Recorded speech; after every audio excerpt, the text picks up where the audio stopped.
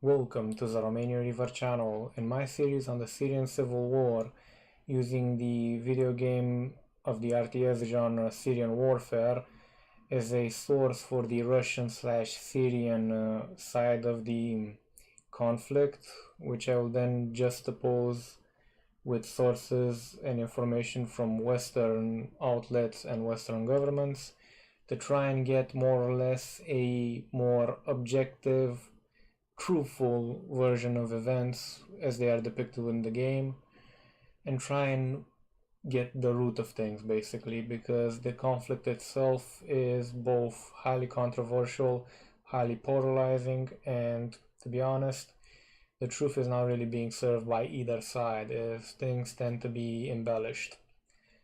As such, I would ask anybody who wants to get involved in discussions in the comments to respect each other, even if you are on different sides. Like, for example, you are for the Free Syrian Army and you meet somebody who is pro-Syrian government or Russian in affiliation.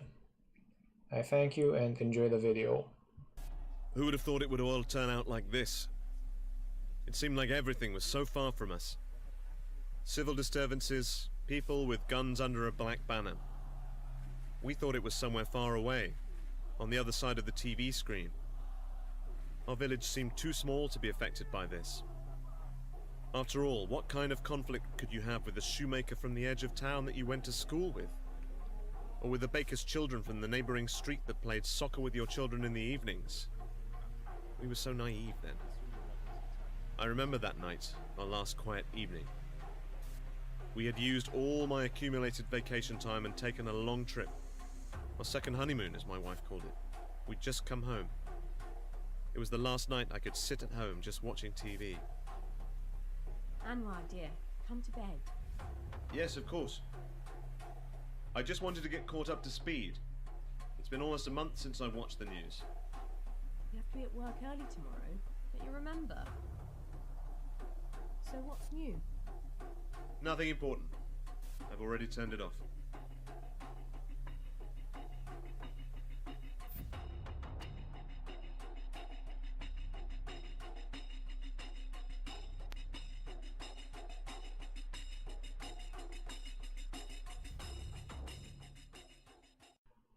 Now, the intro gives us a small clue of how things began to go the way they did before the first mission of the game. The first mission of the game itself is more or less in 2012, i.e. about 6 to 8 months after the protests and the violence that ensued during the protests, which escalated into armed conflict and then led to the events within the first mission. Now, from a simple point of view, it is quite accurate what is seen in the intro, but it does miss a few contextual details which are quite important to understanding how things got the way they did. The protests themselves were sparked as part of the Arab Spring movement, which hit multiple countries and caused no end of problems for Libyans, Egyptians, and Iraqis to a large degree, and I believe also Iran had quite a bit of turmoil.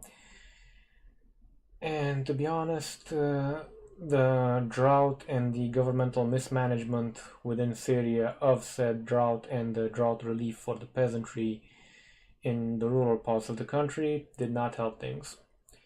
Now, the protests themselves, it's unknown per se and with any degree of precision, no matter who tells you what, how they escalated to violence. Certain voices, particularly in the FSA, say that the army was ordered to fire on civilians. That is kind of weird, simply because the Syrian government had both black site torture centers and prisons for political detainees for indefinite periods of time. So if the Syrian government wanted to crack down on these protests and do so violently, they would find a way to do it quietly as well, not opening fire on a group of people, because unless you're opening fire with a thermobatic weapon, you're not going to get everybody. So you're going to have eyewitnesses, and that's going to cause no end of strife. From the Syrian government's point of view, it was agitators or Western agents that opened fire on the civilians or caused them to get violent, which forced the hand of the police and the military to defend themselves. Me personally, I'm more of the opinion that the truth lies somewhere in between, i.e. that neither side is correct. In my point of view, considering the actions of some of the former FSA elements within the last year to two, I believe it's also possible that the Syrian army had a significant loyalty issue, and suffice to say, very ambitious officers in a certain part, because the fracture which led to formation of the FSA to begin with was rather convenient to a certain sense. It's almost too wide scale in a society which basically wasn't exactly indoctrinated for complete loyalty, but was significantly encouraged in that direction. So yeah, because it took like 2 to 3 years of drought to get the people to be that rowdy during the Arab Spring events. And it also took the Arab Spring itself to get people to get that vehement about their displeasure with the current state of things. So yeah, something's not really adding up there. From my point of view, yeah, it's more likely that the Syrian Arab army suffered basically a betrayal from some of its own, who then capitalized on both the protesters' displeasure with things and some of the soldiery's desire to protect civilians over protecting the government, and basically carried out provocations via attacks on civilians, and then claimed they were under orders from the government itself. It's also possible that somebody further up on the government scale, but not within the military, wanted more power and wanted Assad out. Because to be honest, if Assad ordered anybody to shoot on civilians, it's basically a death sentence. The Libyans, or to be precise, the Gaddafi family didn't go that insane, and they still got thrown out quite quickly and quite violently. So yeah, I doubt it's that. It's basically, it looks more or less to me like a East Ghouta situation. Somebody must have done something, but there's no evidence that it was the West. It doesn't make sense that it was Assad and his own. And the fracture and rapidity of the formation of the FSA and then the formation of the jihadi movements, yeah, something looks off. Besides the whole context issue, there's also the fact that it kind of mentions the human element right from the get-go, with the fact that it's not strangers fighting strangers, or like for example it was in Iraq during the Iraqi freedom operation, i.e. Americans versus Iraqis. It was neighbor versus neighbor, sometimes family member versus family member. Initially, most likely due to political motivations, but then it rapidly became due to religious motivations, because to be honest, the specific branch that ISIS is part of is basically you either believe like us or you're a heretic at worst, i.e. a Muslim who doesn't believe as they should, or somebody who needs to be converted, a kafir or kefir, I can't remember exactly the Muslim term for a non-believer, pardon. It's mentioned in their holy book. And as for Al-Qaeda, well, initially ISIS was the Al-Qaeda branch in Iraq and Syria, but after ISIS split due to ideological differences, i.e. ISIS wanted to kill everybody as much as possible, and Al-Qaeda wasn't that into killing everybody. Yeah, I know Al-Qaeda being the good guys by comparison is kind of horrific. Got other groups within the area after their split with ISIS, and from an ideological point of view, Al-Qaeda is bloodthirsty and very violent, but it doesn't quite hold a candle up to ISIS and some of their exploits. This is kind of the whole picture of the Syrian conflict from 2011 in evolution towards 2013, 2014, when ISIS really started getting its legs in Iraq and then invaded Syria proper. Hi, Chief.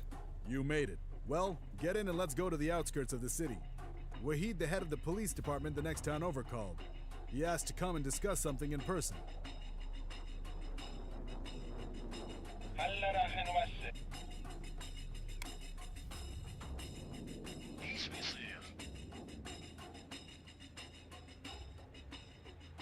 Hey, Chief, hop in and let's go. How was your vacation? We went to visit my wife's relatives in Lebanon. Sea and sun. It was good. I wanted to get back home, though. They show so much on TV. It's worse than it looks on TV. Some armed men and clerics from the other places have been exciting people. The nearby police station blew up. The military put up roadblocks. Yeah, I saw. What does Wahid want? I don't know. Someone shot up an army convoy near his town. Maybe he wants to talk about that. We'll find out soon enough. Now, besides the whole humanizing element again, with the protagonist discussing more or less his vacation with the police captain, we also get a wee bit of tidbits of information from the game itself, i.e. the clerics and people from other places agitating the already existing protesters. These clerics and people from other places, while most would disclaim them from existing because it's the Syrian government and they'll try to pass the buck whenever possible, this is not actually fully incorrect either. The Syrian conflict was sparked partially on religious motives as well. And to be honest, it would not be completely inaccurate to say that the other people, not the clerics from the other places, would have been jihadis from Iraq, for example, who would have spent by this point about 7 to 8 years fighting the Americans and would have had significant amounts of experience with dealing with highly trained and motivated troops via IEDs and other assortment of rather nasty tactics. But let's see what happens next. Stop here and wait for me. I'll have my radio on just in case, so you'll hear everything that goes down. Chief, if it's that serious, shouldn't I go with you? No, wait here.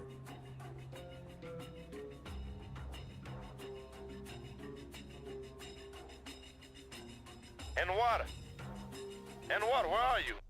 Ilyas, is that you? What, did you miss me? I took the chief to meet someone on the outskirts of town. I'm still there, waiting. Put it back on the job, eh? Come back soon. We're about to have tea. Oh, are you on duty today? Great, I think the chief will be finished soon, and we'll head back. Keep the kettle hot.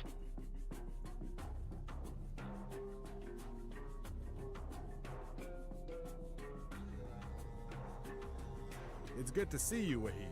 Who are these people? Why are they armed? Hello, Wazir. It's good to see you too. They're my new friends, and if you're smart, they'll be yours too. What are you talking about? The times are changing. These men are a new force I'm working with. In times like these, it's better to be a free agent, Wazir. They've got funds, weapons, and basically endless support from abroad. You watch TV, you know what's going on. The government is falling. I'm offering you the chance to join the winning side before it's too late. They won't touch you or your men. They might cut up a few of the Christians in your town, but that's just for show. It won't be significant, and they'll make you the leader. What do you say? You were easily bought. You still can't forgive the higher-ups for not making you a colonel and sending you to Damascus, can you? And now here's your chance to get revenge, eh, Wahid? You won't be working in my town, not while I and my men are around. Don't be so naive, Wazir. You said yourself, while I'm around. What do you think these men are here for? Damascus only has a few weeks left. We've been given enough money and arms to make us unstoppable. Yesterday we took out an army convoy near my town, and now our main forces are on the way. What will you be able to do against tanks?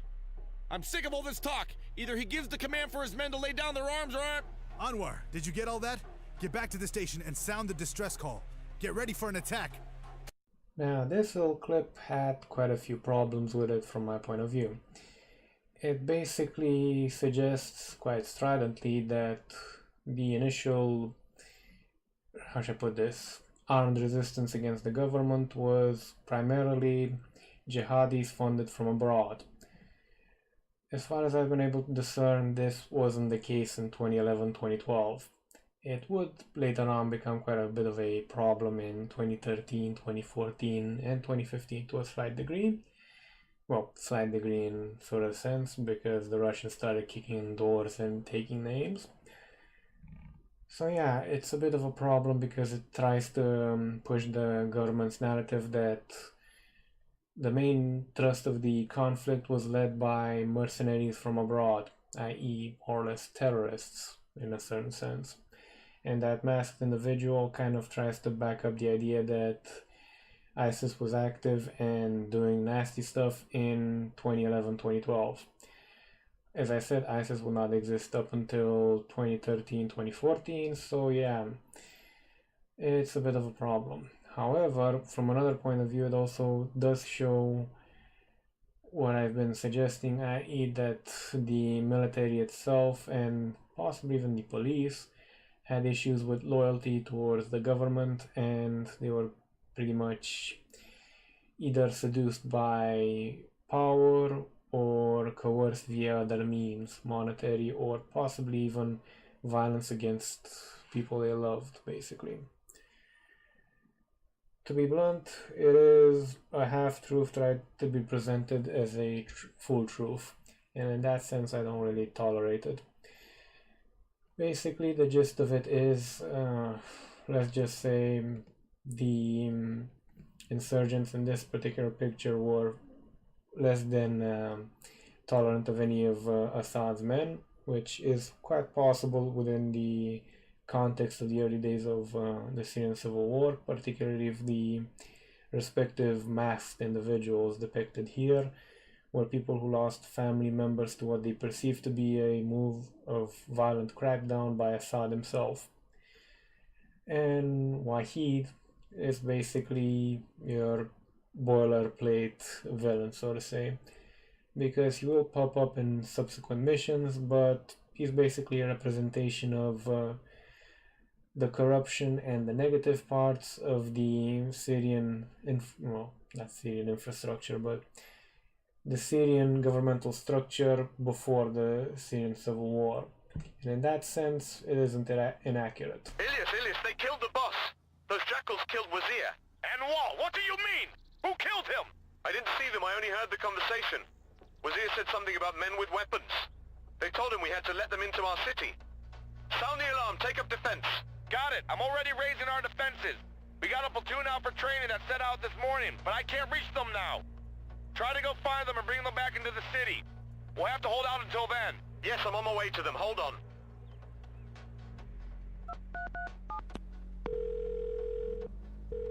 Hello, Karim. Ilyas, do you know what time it is? Why are you calling so early? Get up, we need you at work, ASAP. It's my day off. What happened? The chief is dead. Some dogs attacked the city. And Water went out for reinforcements, and we're defending the station. Do you have your rifle with you? Of course I do. Okay, my brother. I will be there soon.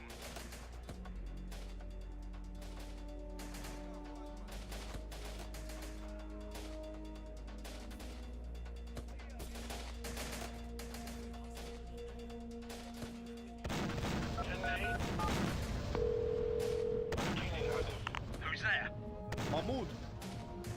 Brother, it's me, Ilias. We've been attacked. What? I heard shots. Who attacked us? I don't know, but there are a lot of them, and they've come with combat vehicles. Wazir said you have an RPG buried in your yard from the war with Israel? Of course. What kind of Arab would I be if I didn't have an RPG buried in my yard? I'll get my sons and I'll be there soon. Now this clip from my point of view is quite interesting, not from what is said, but what from is seen, and the fact that a local police station has platoons of officers basically training in the field, and the fact that most of the policemen themselves have at least paramilitary grade weaponry, which suggests that the Syrian state itself has a high degree of militarization even within its police force.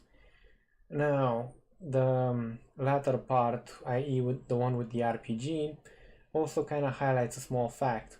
Most of these officers are more than likely not civilians who became officers, but military veterans, possibly even with combat experience, which would explain why they have such a sterling performance within the mission itself, and why for quite a few missions from this point onward you basically have the Syrian army using more or less a paramilitary force as a proper military one, which is not something you'd want to do in any circumstance other than you're basically in desperate straits and trying to hold on to dear life, basically. Strange armed men have taken the mosque. They've desecrated the house of Allah. People, gather up. They invaded the city from the other side. If they manage to regroup there, they'll cut through the city like a knife. We have to take back the mosque to keep that from happening. They're desecrating our mosque. We must expel the blasphemers in Allah's name. In this small clip we do see the whole religious element, but from my point of view this is far too early within the conflict itself to actually see this dimension play out quite disturbingly. From my point of view, it's only when the jihadis gain proper footing within Syria and begin cracking down with their own version of Islam and forcing people either to pay the dini or whatever it was called, the sum of money required of non-believers to be allowed to non-believe, basically, and enforcing their own faith via conversions. So yeah, it's basically more or less trying to nudge along the idea that the FSA and anybody else who was opposing the government from 2011-2012 were all jihadis or religiously motivated nutjobs, basically, which in and of itself is a bit disingenuous. I doubt even a significant portion of them at that time were religiously motivated. Some were, no doubt, but not all of them. Not by a long shot. Not by the butchery that happened in certain parts of Syria when the jihadis started cracking down on the moderates proper. Because the CIA did have a small weapons leak due to one such situation. Come in, Wazir. This is Al-Din. What's going on? Colonel, this is Lieutenant Anwar Amin. Captain Wazir is dead. We're under attack. What? Did those devils get to you too? Ah, Wazir was a good man. Report the situation over there, Lieutenant. The enemy has been attacking us since morning. They seem to be terrorist groups. They're well armed and they're attacking from multiple sides. We're holding the entrances to the city, but I'm not sure how much longer we'll be able to do it. Understood, Lieutenant. Hold on, and I'll ask the army to send you some backup. In the meantime, I'll send you whatever I can find here. Some idiot is speeding toward us in a car. It's a suicide bomber. The car's packed full of explosives. Shoot him now before he blows us all to smithereens. The first clip of these two basically highlights the whole situation within Syria when things hit the fan proper, i.e. the rebels, FSA or however you want to call them, began moving and performing offensives within the Aleppo region, which is roughly what I believe this mission is situated, due west of Aleppo more or less, but I've not been able to locate a city of similar geographical layout to actually be able to name it. So more than likely the city itself is fictionalized for obvious reasons.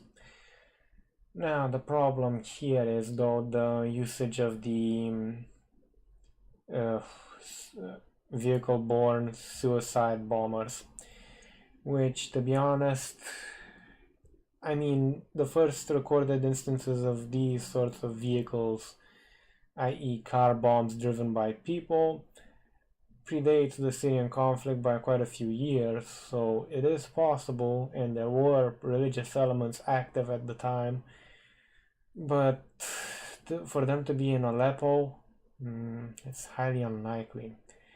The tactics themselves are a hallmark of the jihadi type elements, so I can kind of see why the mission itself would depict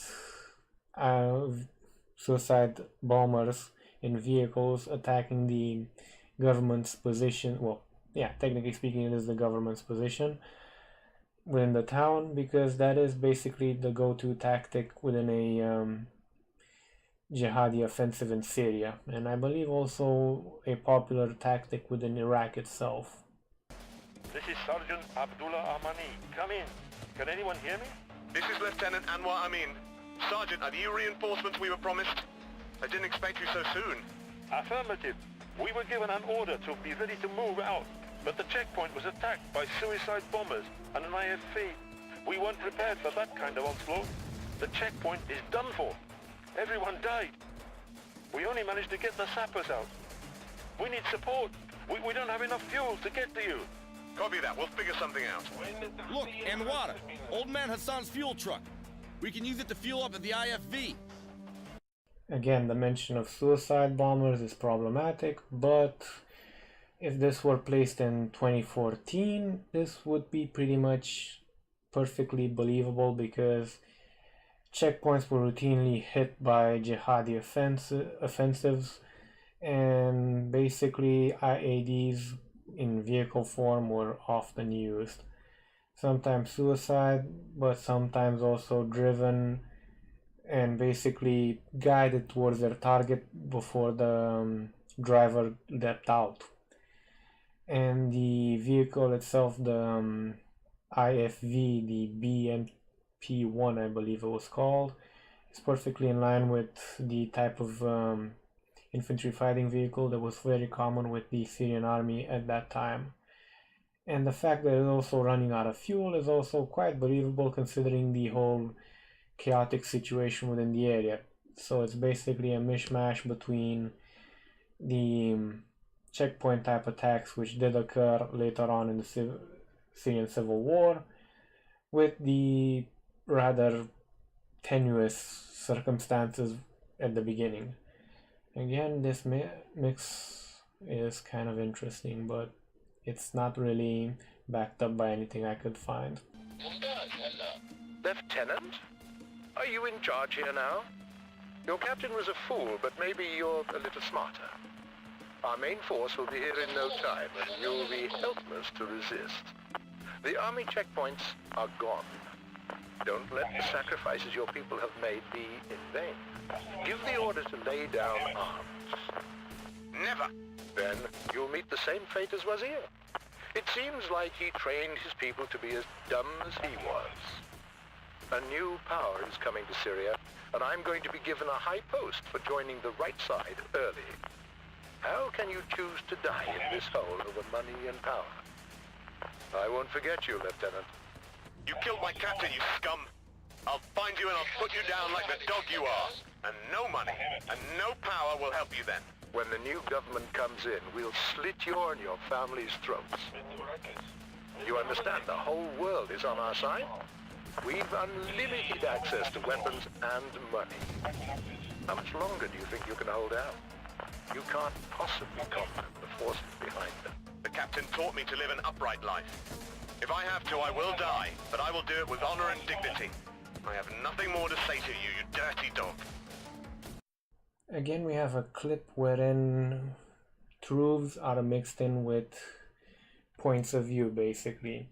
The Wahid character does do a good job of enunciating the probable motivations of a significant portion of the FSA, because, let's be honest here, they can't all be angels, and to be honest, I wouldn't be surprised if a significant portion of them were motivated by money or power, but it also kind of exaggerates the whole Western, we're here to overthrow you, we were paid, we were mercenaries type stuff. You know, it's basically trying to push the idea that the entire FSA was greedy bastards who wanted power, and they got money and weaponry and whatever from abroad, and the counter, the other side, is basically an altruistic police officer and his fellow policemen who are fighting to protect their town.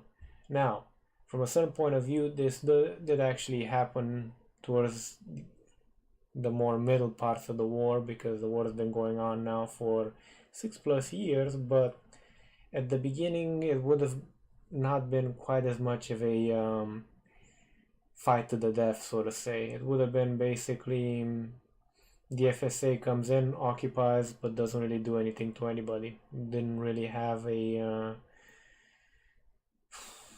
religious motivation, and the political one, yeah, there probably were atrocities committed by the FSA that were never heard of in the West, but it probably was nothing compared to what the jihadis would have done, and certainly not what ISIS proper would have done.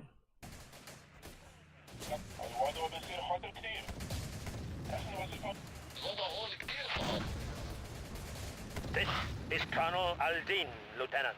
Are you alive? Yes, Colonel. Just barely. Nobody's doing well. It seems they've begun a serious attack on the region. Some of our people have fled. Some have sided with the terrorists. Some under duress. Others for money. I know. Wahid already made us an offer. Wahid? I suddenly understand what happened to that convoy near their village. We cannot give you any more support. You'll have to make do as you see fit. What now, Lieutenant? We really pissed them off resisting. When they're through with us, there won't be anything left in town. I'll call the Imam and tell him to gather the people. Tell them to take their cars and leave the city. We'll cover them. Hello? Majid Hodja, sir, I have bad news. We're running out of time. We can't hold the city much longer. What are you saying? You and your people should leave immediately. Those fanatics will spare no one. Call the elders and have them warn the others. Take the things you cannot do without and flee the city. We'll try to hold them off as long as we can. Very well, Anwar.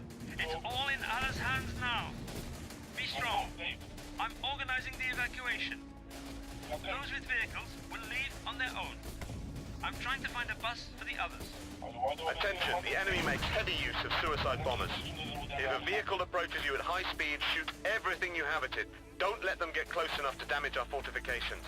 Protect the bus. We can't lose it. It's the only way out for our families. Well, to be honest, this part's a bit grating from a verifiable point of view, because any settlement that resisted would have not been decimated by the FSA, and even ISIS would have not been bloodthirsty about the whole thing. They would have probably been a bit more less tolerant of non-believers, but even they would have not wiped out an entire settlement just on the principle that you resisted, now you get to die. Because to be honest, even ISIS knows that civilians do not resist.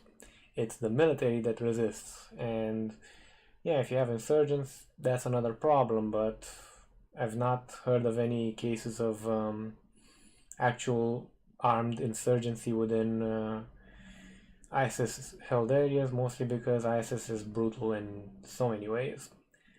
The other problem here is the fact that both the police and the Syrian army proper go to great lengths to protect the civilians, but it's mixed in with the whole suicide bomber thing again.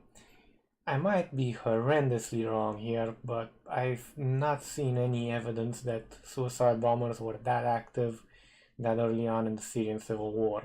Again, past 2013, yeah, they become much more numerous, but before then, basically, I don't think the jihadis had enough people to throw at the problem, so to say, because, how should I put this? After 2013 onwards, both ISIS and to a small degree other jihadi movements started using, how should I put this, methods of indoctrinating people via chemicals to believe certain things and also commit really rather self-destructive acts, like for example strapping a bomb to yourself or jumping into a car with a bomb in it and driving it towards, for example, a checkpoint or a tank or whatever. Because make no mistake, it's not always indoctrinated fanatics that do this. It's people who've been literally drugged the hell out of their minds, convinced to do it, or sometimes even children, which is horrific, to be honest. Anwar, honey, what's going on? I've been hearing gunshots and explosions all day. Are you okay? Listen carefully. Take the children and everything you can carry and make a run for the bus. It's in front of Aunt Medina's house. Anwar. Quiet, woman. Do as I say. I'll find you later. Just leave. I left this part of the mission in per se just to give you guys a small idea of how the Syrian government and Syrian Arab army see women combatants or women in general in combat situations, i.e. they're not supposed to be within them. There are some female units within the SAA, but if I'm not mistaken, it's nowhere near as high a level as, for example, the SDF has. Anwar, everyone who's gonna leave has left. There's no point in holding the city anymore. Gather everyone. Tell them our team is retreating for now. But I swear on my father's memory, I'll be back.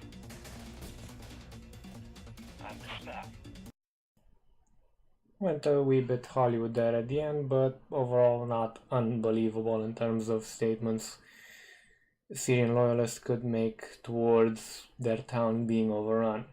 However, as I said, that statement would have been more impactful if it was a wee bit more realistic in terms of who they were fighting and the amount of civilians that would have been left behind. In any case, this pretty much marks the end of the mission, so thank you for watching, or more precisely surviving up until this point, because gods know the editing's kinda interesting and my voice has a melodic tone to it. If you like what you saw, feel free to hit the subscribe button, like button. It does help out the statistics of the channel, gets more visible, you know, stuff like that. And to be honest, at one point I would like to actually make this a job so I can do better content with better quality, more games, more coverage, you know, stuff like that. Take care.